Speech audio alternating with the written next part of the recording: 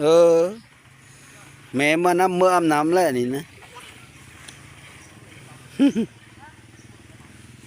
นั่ง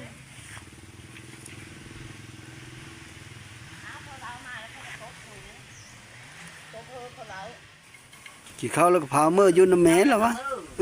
ตะเงี้ยตะเงี้ยความกินนะ สองทางติดต่อมนต์ซ้อเสียงผู้ไทยขอกราบสวัสดีและสบายดีพ่อแม่พี่น้องสุขุสุขคนมื้อนี้ข้อยก็มามนต์ก็ได้มาฮอดบ้านต้นเพิงและทุกคนมา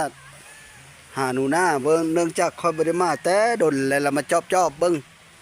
ความเป็นน่ะเลยน่ะนะว่ามันอยู่ในอำเภอมันลมแห้งอีหลีทุกคนเลยเขาก็สักก็จอดรถเห็นหนูนาอยู่กลางบ้านนี่บ่น่ะดินน้ำมูแซวๆอยู่ดินน้ำมูแซวๆอยู่เด้อกองเฟิงกลางบ้านนี่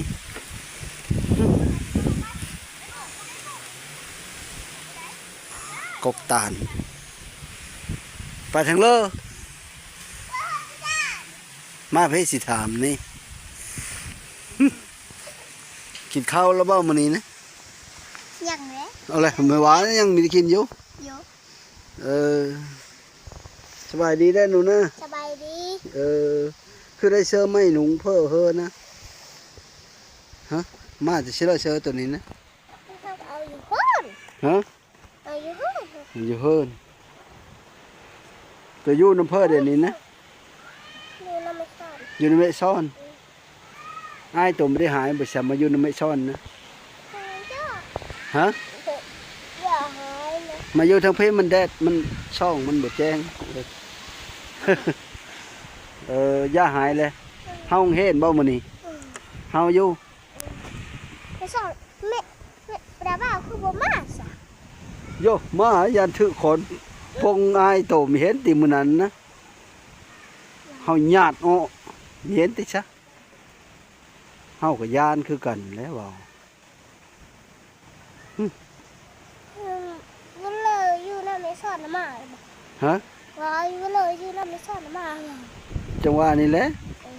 เฮาก็มีจักว่าโตมาอยู่ในเมฆซ่อนโตมาอยู่ในเมฆซ่อนพี่เลยบ่นอนเชื่อสมแรง นอนตื่นห้อง คำมาแล้วเมื่อนอนเฮิรนโตในนั้นบ่ ไป ฮะเห็นเลยชนกันไปเชื่อ กูบ่ให้เขาไป บ่เฮ้ยเข้าไป แล้ว อะไรชื่อนั่นเลยวะ ชื่อโด ชื่อโด เดี๋ยว เอ โด อเชลคิงคิง เดี๋ยวมันเยอะมันเยอะก็มันแล้วมันก็เยอะก็กู เยอะเยอะกว่าคอยแล้ววะ ว้ายอย่าไปนั่ง เปิดเผอ มึงเนี่ยขูดเข็ม เลย ไปลูกยับไป เออเห็นเลยเนาะกิน กินข้าวหนมเลย ฮะ กินข้าวหนม กินข้าวนม เดี๋ยวจะกินน้ำแห้ง อะไร เดี๋ยวถ้ามึงจะกินน้ำเปล่าเลยเนี่ยกินน้ำ กินเพื่อเฮาก็บ่มีคือกัน เฮาก็มีเงินแม่ซ่อนอยู่ใบเสื้อเดี๋ยวนี้นะ เดี๋ยวแล้ว เอาตัวเว้าอยู่ในแม่ซ่อนเบิด ไปสอนเอ็ดเว ฮะ ไปสอนเอ็ดเว ย่าว่าหนาวแล้วไม่มีเสื้อหนุงเฮาเรามาเจาะเบิ่งยันตึงมีเสื้อโน้มเสื้อเปลือหนุงไม่ได้มาตักตะหึงเลยตักตะอายโต วื้อแซ่วื้อขอนแล้วเฮาก็บ่กล้ามาเลยยันถือลู่ลงฮะ บอ มันไม่ตีตัวบ่มื้อนั้นบ่ปะกะเตะฮะ ว่าเขาไม่มีเกิด บ่มีเกิบ มีเกิดเขาเหี่ยวเขาเหี่ยว เกิบเฮ อืม นั่นแหละเกิบก็บ่มีบาดนี้เพิ่นแล้วจะเฮ้อเฮเกิบน่ะคือครูอื่นได้ซักคือว่าหลายครูอยู่ แล้วแย่เขาที่ดี แม่ทิมเลยโอ้ค่ายแล้วนี่เฮาก็บ่มี มา จ้ะ สิจะได้เกิดขึ้นโดนแล้ว จะได้เกิดแบบนี้ เดี๋ยว บ้าวก็บ่มีเงินได้ เฮ้ยกินมากินมากินมา มีเงิน10,000กีบหนึ่งมาละจุบพี่แล้วนี่ จุบแต่ขนมนั่นแหละกันซื้อขนม10,000กีบน่ะจุบอยู่ขนมจะเกิบจะไปจุบนะแล้วเบ้าก็บ่ได้ไปหาเงินหาค่ำมีแต่ไปหาเกี่ยวข้าวซอยเขาพี่น้อง เจอชื่อตำบุญ ฮะ ชื่อตำบุญ ชื่อตามบุญ ตำบุญ ชื่อตอนบุญแล้วจุบบ่ ยุบ เออ ขึ้นไม่ได้ มีควักขี้ดังไหมโอ้โอ้คนล้นเลย กินข้าวก็เพิ่มของมือนี่นะเบิ่งก่อนถามก่อนกินข้าวเพิ่มของมือนี่ เข้ากับอันนั้น เมะซ่อนบ่หาสุกินนะมื้อแรงก็กินอยู่พี่ เดี๋ยว กินแล้วละเมอบ่ เออ เออ อุ้ยยามเลย ฮะ ยามมันอันนี้ มันดาดได้สกมาฮอด อย่าได้อย่าเล่าอย่าลาด มันดาดเจ็บได้เออ อย่าบ้าดิจ้ะ ได้แล้วบ่หนังสือนะนับมาฟังมึงดูนับเลขมึงดูฮอดบ่10นับมึงดู โหดแต่ก็ปีปืปีปื้อปีปลายสิ ฮอดแต่เฮิงเลย นับมึงดูอ่ะอย่าดึงไหม งะแล้ว นับมึงดูอ่ะ โอ้ย ได้แถบ่นับหมด10บ่หนึ่งนับมึงดูนับมึงดูมึงได้บ่ นับบ่เป็น เอาเลย 1 2 3 เออขี้โมนหนูหน้าขี้โมนะบ่ได้ดอกเย็บน้ำล่ะเจ็บพิละซะพิละถือนะ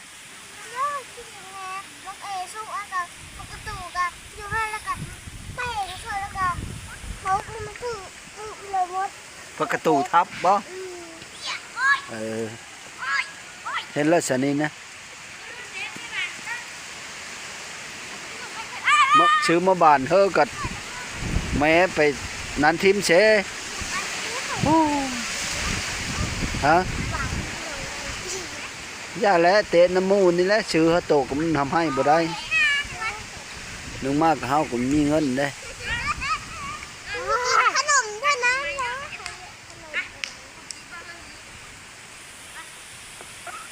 ขนมก็โตก็ทำให้ไว้ไปลงของเฮ็นน้ำในบ้านสิเฮอนี่10,000นี่เด้อ10,000เฮาก็บ่มีเงิน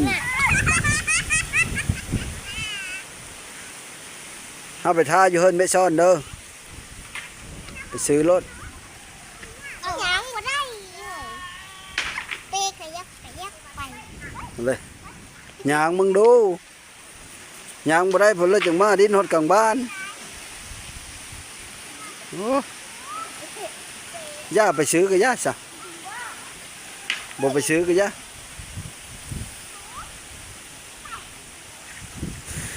บ่ไปซื้อก็ย่าทำให้ไว้นี่ไปเลยบ้านนี่ว่าบ่เฮาไปเลยได้เงินละแลนหาหารรถไอ้ไปปูกระทาอยู่พี่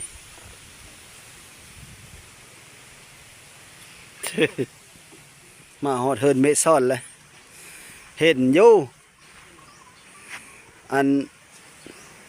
ขอเงินเฮิน10,000ไปหาขนมเลย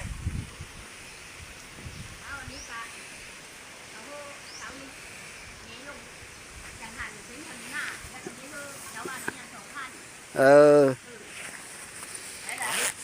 มันว่าเกิบมันเหวะเหมันนี่ ทำเช้านี้ก็ถึงยุ่ง อ้าว ว่านนี้กะ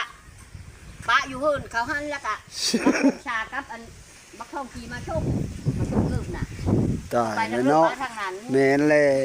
ไปมาละหมู่ได้โคน้ำอยู่ เที่ยวกะมาแล้วกะเว้าโดนนี้นะโดนเลิกโดนได้นี้เจ้าน่ะโว้ยเดี๋ยวมึงไปขอรถนักเรียนดังรอโดนนี้นะนักชักมื้อนี้อีกนะ เออ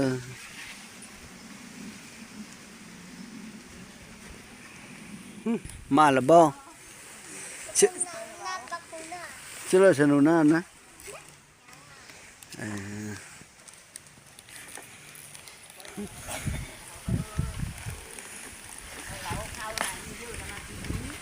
อซ้ำนั้นแหละทุกคนเล่านะดูแลหนูนานะเงินก็เฮอกูมือละ2,000 5,000 2,000 อืม ละไปนะกะเงินนั้นจำนวนยังนะเงินเช่า3,000 เด้อ ถุงยางอ่ะ เห็นแหละเห็นเงินนะมันไปเอาเด้ออันทงเด้อทงออกมันนั้นนะกำเอามานั่นเงินคือสิแม่นเงินเมซ่อนเฮอแหละนี่เราจะไปเว้งแล้วเราเฮอสิแม่นเห็นแล้วเกิมนะเอาถือเกิบเพื่อซะถือเกิบเพื่อเซลบาทนี่ ไปป้าชิเลิบ้านนี้กับเขาเอามาชงนี่มาชงกับมึงน่ะ อืม เช้านี้ไม่ถือไว้ป่ะจ๊ะ ไปปะเชื่อไว้ก็ดอ ไม่ถือเมื่อคืนนี้ด่า ถือเมื่อลืมอยู่เชื่อซะ ค่อยเว้าบ้านนี้กับป้าใช่ เออ เอาแล้วเขากับเป่งน้ำอันนั้นเป่งน้ำอุ้มอาบน้ำเฮอโอ้กะ เออ อันนี้นะเฮอโคนขี่เข้ามาบ้านนี่นะเฮอตัดผมเฮอ ไปตัดผมเฮ้ยอีโน โคนขี่ตัดเฮอ เกือบเหอีแล้วมึชิ โดนปอมเพิ่นี่กับข้างนั้นข้างนี้พัดนี้แล้วก็ค่อยเอาน้ำยาน้ำผิวนั่นแหละทาดี อย่าโนดทะโนดเฮอเป็ดตะเลิงแล้วหนูนา ไปอันบนเขาไอ้แผลน่ะ ใครคือขนมอะไรนี่เนี่ยบักเอง อ่า คือมึงกับมึงเขาจะเอ็ดเชื้อ เนี่ยเลนมันนี่เลือกเอาไม่พอค่ะเลือก อ่า เอาอันนั้นมันนี่เนาะเอาผมนี่มันนี่เนาะ นี่ บ้าเขาจะมาขี่ถึงเขาหลับขี่มาฮือ เดิน ขี่เรื่อยๆมาแล้วจะนั่งกินมาเก้งน้อยจะเอิญได้แต่ แม่นอะไร เป็นเรื่องนี้หน้าเหมือนถามมึงหน้านี่ไม่พ้นมาตีอันนี้แล้วก็แกว่งขึ้นหุ่นเนาะไม้ป่านนี่ แม่มันน่ะบ่ ก็ค่อยชักถุงเจอพวกชัก ถือไม้ขอนไหลรถบ่ไหลหนูนาบ่ ไหลลงหน้าเขาพะเว้าที่อันกุ้งพะเว้าไหลเห็นกุ้งหน้าว่าไม่ได้ไหลเขาไหลมันกูเขาพัดข้างนี้ โดย เขาแรงไปพุ่นแหละ เป็นเพื่อนทางนี้นะเพื่อนทางนี้ อืม แล้วเพนกับไม่โคนป้านี่คือเมื่อเพื่อนพุ่นแหละกุ้งหน้ากับย้างมือเด็กพุ่นแหละ เมื่อเลย เมื่อเลย แม่เขาโกกับแม่แม่นี่แล้วกันเงี้ยว ปัดมาอีมือเช้ากับมาทั้งคุณได้ไม่ได้มาได้กินนี่นะ อืม ยังแม่กินเย็น เห็นเลย ความกินนะก็ไม่ได้คิดที่ได้ถือไปยงเลยเถอะ ได้กินเพื่อชมื้อนี้นะ มื้อนี้น่ะแกงชิ้นนั่นน่ะ แกงชิ้นได้กินเพื่อก็ได้กินน้ำเนาะเอาปอน เขากิน เอาไปมาเสอะ เขาว่าเจอแบบขี้ตาเนี่ยเขาว่าเน้นกูจะเอาดอก อืม อันเอาคนมาไม่เอาง่ายกูก็ยังเราไปแจงเจ้าแจงง่ายคุณให้มึงหูจักอยู่ดอกเห็นกูเอานะ แม่น กูเลี้ยง อืม ตามมันหูจักความเออ เพื่อเราเอาเพื่อง่ายๆเนาะมันเมียนแนว แต่ค่อยไปเนี่ยกูไปอยู่เพื่อนกับผมเขากับกินอยู่กับผมไปเขาอ้อหน้าแล้วอ้อนำเขา เปยกเลยเด้ดิ ไปยกแต่เจ้าเจ้าก็แก่ไป โอ้ ก็เอาน้ำยาน้ำ ไปดินเทงเขาหน้าเพื่อวะหน้าเพื่อนะฮะ รับเอ หน้าเอ นักเอนั้นเก่งนะเก่งไม่ได้ย่านพอไม่ได้ย่านไหน ไปดินหน้าเขาแล้วเขาชุกตกเทง ทุกโรคเพลงทุกโรคเพลง อืม ไม่ดีก็ได้ว่าย่านว่ามาแล้วจะว่าเอายาโรคยาตัวเจอก็ของทานบางหน้าก็บอกไม่เจอ มันดีได้เดี๋ยวนี้เนาะใครได้เลย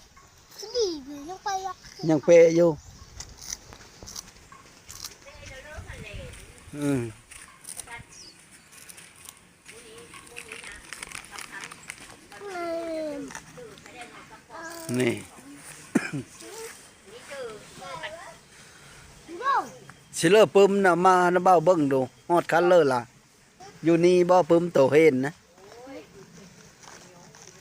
ยังจักโหเดี๋ยวนี้นะ ฮะ เอามาโกดเบิ่งดูมิกโซไปเลยก็ยังครบอยู่บ่ลินนั่นเลย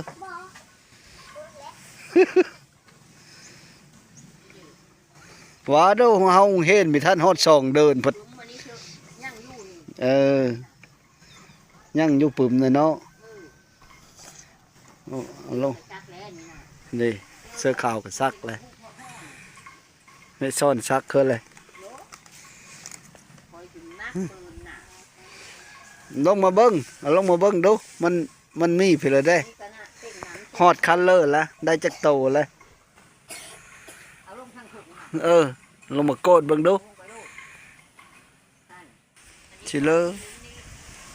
ไปก่อนวันที่ก็เลิกวันที่เจ็ดวันที่เลิก เออ ไป ก็ตัว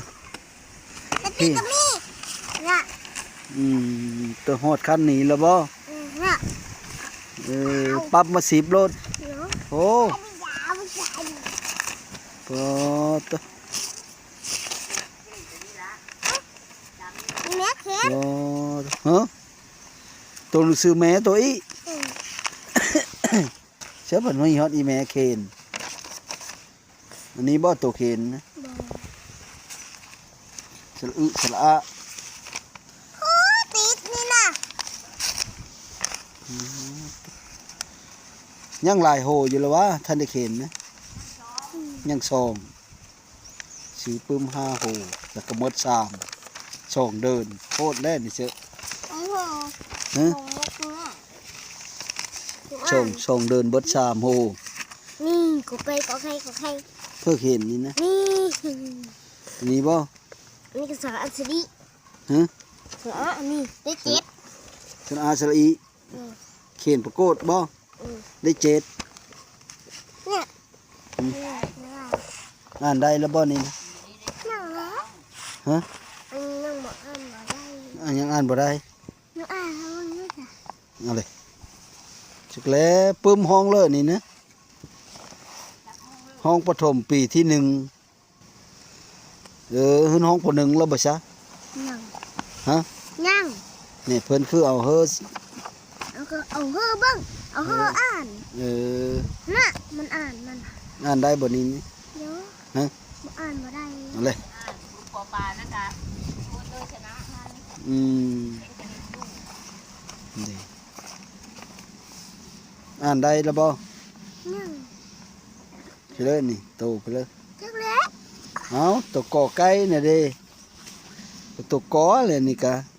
เอ้า เสื้อสระอะกะตานี่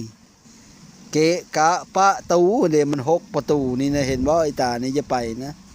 อืม กะตาเกะกะปะตูนะ อันนี้ดิ เชื่อกะเตะบานนี่ก็ดิ อันนี้ดิ กะตาก็เสื้อฟื้นดิกะตาเสื้อฟื้น น่ะ นะ อันอ่านความ เชื่อเลย นี่ หน้าที่36นี่ก็ดิ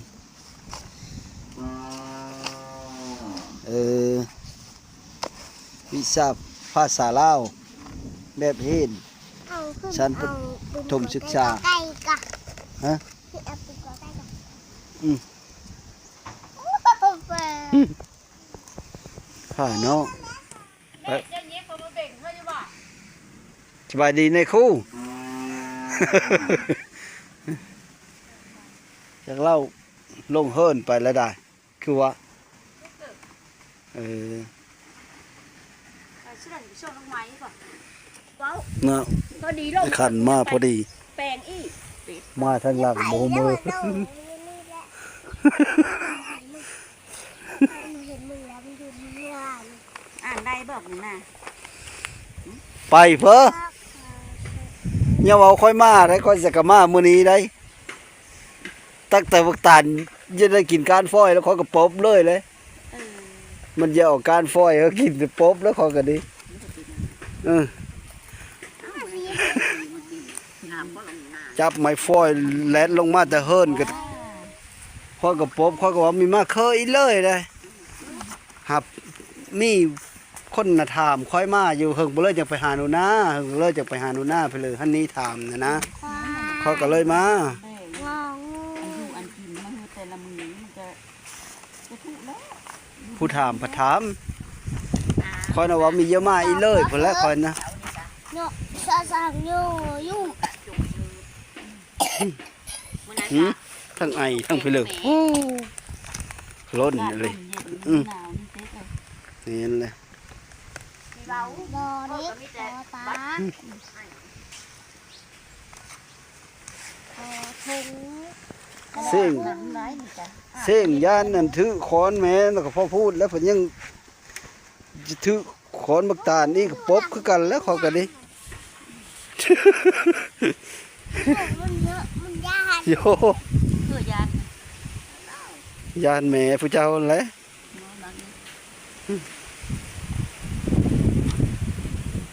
อ่านได้บ่ อาบได้อาบน้ำแล้วก็เข้าข้าวแล้วก็นำมานี่มาแล้วก็มีเห็นแล้วก็มีจับข้างอ้อนี่ก็ไปเฮาคุณแหละน้ำใดไม่ไหม้ละอุ่นไหน ผมไม่ได้อ่ะ อาบแล้วบ่มื้อนี้นะโอ้มีอาบน้ำเสร็จแล้วละได้เว้ามันก็เปิ้นพาแล้วเว้าอาบน้ำเสร็จได้เด้อเห็นแล้วจังได๋เกิบเนี่ยไปถามหามึงเด้อบ่มันเฮสิเลย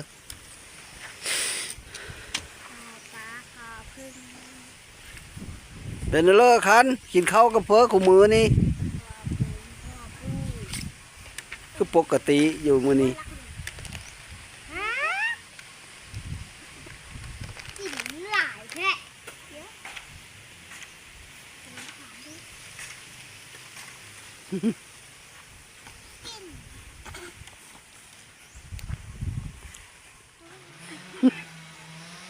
หมอนี้เด้เอาเบิ่งดูรู้จักบ่ได้บ่เบิ่งดู รอแล้วรอมาเลย โลแล้วโลมากุ้ย รอแล้ว เนาะแม่ตัวก็บ่ได้ใช้ฮอดเกิบแม่ก็เกิบเฮคือกันก็บ่จักลูกก็เกิบเฮ ต้องชี้มาชงเขาเกิดน่ะ เออ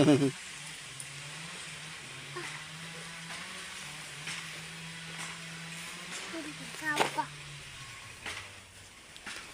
กินอยู่เนอะหนาว กินข้าวบ่บัดนี้นะกินข้าวละเมอบ่ อาขันประเดะชม นั่น เลย น่ะ นะ เหล้าหนาวนั้นนี่เฮอจ้ะประเดะชมเฮอ มาเลยดูกินข้าวปะ มะเพชรน่ะมี อืมถามหามะเพ็ดเนาะ ตามมะเพชรมี ข้าวปะ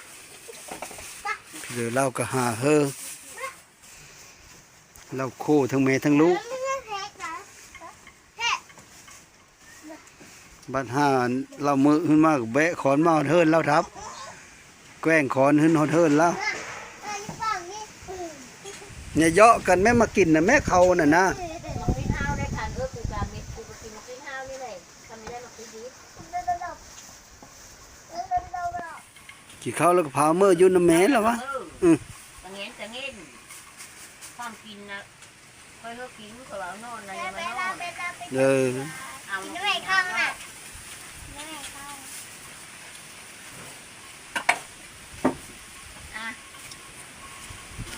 เพิ่มแล้ว ฮะ ไม่เถิดแล้วก็ดู เขินพี่เลย ไม่ให้อยู่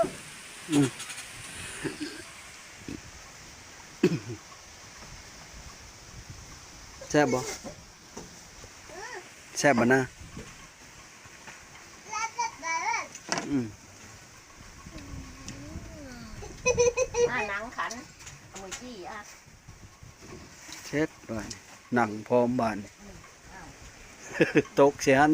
ยืนเธอเล่า โอ้โหเออ ตกปุ๊ลงฮะ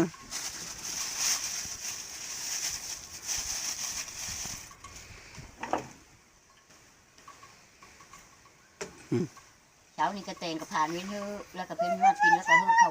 ลูกเฮออีหอมป้อมกิน อืมแต่งกับปาดเลาะเธอละน้อยเนาะ ดูโรดลายพันมีกิน นั่นนะ อืมเลาะหลายกินมีมดเธอละฝานหัน กินข้าวนำมื้อเช้านำมีช่ำมาใกล้ โอ้ การจะไปดิ การจะไปองเฮน ๆตอนนี้ไป แม่นแหละ โลมึงไม่กินบ่ อ นี่ กินข้าวแล้วมันยังละมือ แล้วมึงเมื่อเด้อตาลเด้อว่ะ กวาดแขวนให้ยืนสิ โยย่ำเรามือกับไม้ขอนชิเลิกก็มีย่างหาวขึ้นเนิน ดีตึก แล้วไม่ได้หมักพริกไม่ได้เป็นงูมันก็มาเป็นงูได้ แล้ว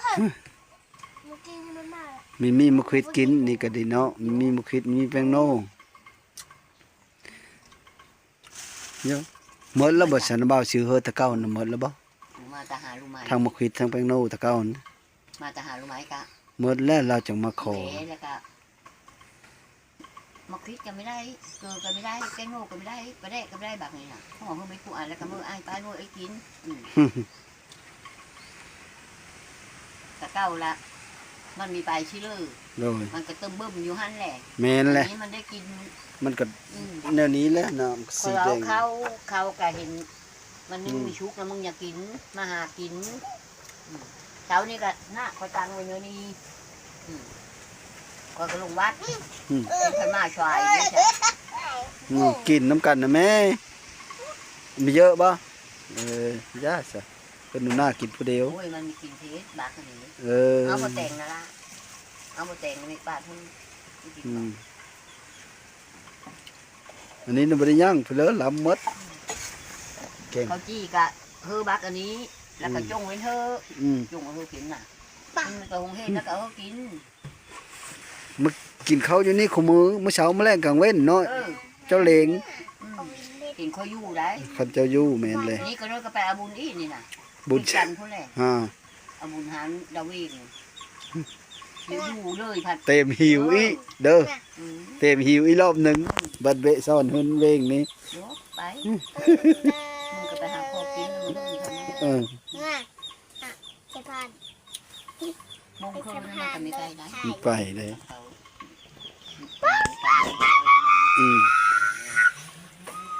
อย่าชอก็ครบนั้นแหละคันค่อยนี่ก็เว้ามาเที่ยวสุดท้ายแล้วว่ะไปจอบเบิ่งอีกก่อนว่าไปถามเมะซ่อนว่ามันอยู่เชื่อเด่นนี้เรามาเราบ่ตะเวงนะ บอก ก็จะได้มา เป็นตาแต่งกันบอก มาได้หลายมื้อแล้วเนาะ มา ก็เอ็ดรถตา มา แต่ง วันพุธ เอ็ดรถแต่งเธอมา เขา แต่ง อย่ามาวันประหารฉันลูกหลานฉันไป ซ้ำมันได้ขึ้นสวรรค์และเจ้ามานี่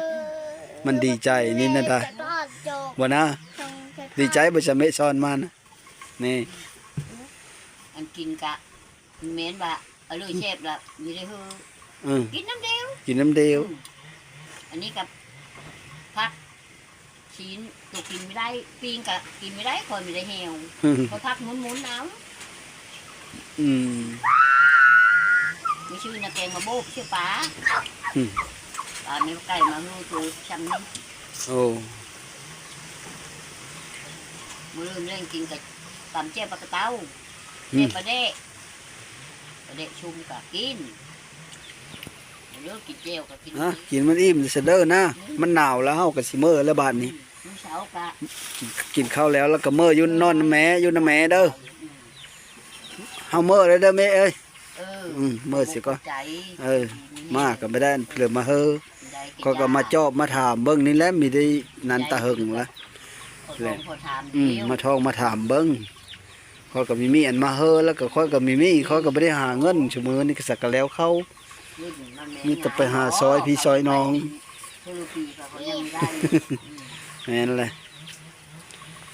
เขามันอิ่มแล้วมื้ออยู่นำแม่เด้อมื้ออื่นก็ไปโรงเรียน มานำเละนี่น่ะ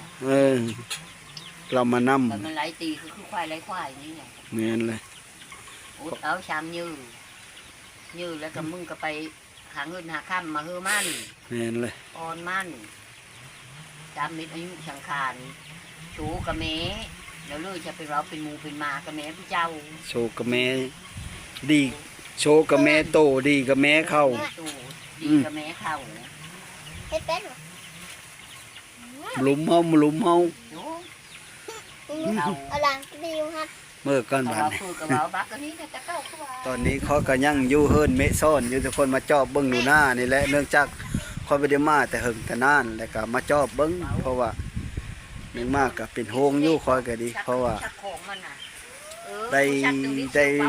มาติดตามดูแลมานี่ก็ฮอดโครบปีแล้วทุกคนได้ปีหนึงแล้วแต่ปีแล้วนี่จนฮอดปีนี้แล้วค่อยเที่ยวมาจอบมาทำจนได้ปีหนึงแล้วนะแล้วก็คือเชื่อมันจักมันละกินนะเลยอยู่นะเลยแล้วก็เมะซ่อนมาแล้วบ่ตะเวงนะค่อยก็เลยมาถามเบิ่งก็พอดีปรับเราอยู่เรามาแล้วสักก็มาได้ฮอดบ่ทิศหนึงเด้ อยู่ไหนมึงรู้ชะมามึงวันพุธ มามื้อวันพุธมื้อนี้ก็ หาเช้า มื้อนี้ก็วันพุธเนาะ ได้ ได้ทิศหนึงแล้ว ได้ที่สุดแล้ว เราสักก็มาได้ทิศหนึงแล้วกัน ก็พี่เลยก็มีแต่เหล้าทั้งหมดอันเลี้ยงเอาเฮอแม่เนี่ยเมื่อกินเฮอแม่ได้ แล้วก็หนูหน้ากินอิ่มแล้วก็ตักเมื่อเฮอแม่อีก อ้าว แต่ละมื้อนะทั้งข้าวทั้งอันกิน อันนี้กับมะขิดกระเดะนี่คือน่ะ มาขอมาคิดมาขอประเดะแปงโน ความเพ้อน่ะมีแต่ว่าขี้คุยเด้อเรามีพี่เลยเราก็เฮอ คอยเฮ้อคอยแบบพวกแบบเดี๋ยวจะคอยปะเดียว แม่นแหละเราอยู่ผู้เดียวสุดท้ายก็ขอขอบอกขอบใจน้ำพ่อแม่พี่น้องที่ติดตามรับชมแล้วก็ทางไกด์ น่ะลูกหลานเอา ขออยู่ดี มะ มี พร้าว แห้ง ดูจ้ะขูดใช้น้ำตาลแล้วก็อากินจุ ขอ นี่ โชคเข้ามานขลำฮอลโลยสุขุสุคนเนาะไม่เนาะ ชูเบิ่งไปนี่แล้ว นั่นแหละอยู่ดีมีแห้ง ทางรู้จักเขาลำลือบักขพาน่ะเจ้าพญาเอาไปหาน่ะ โดย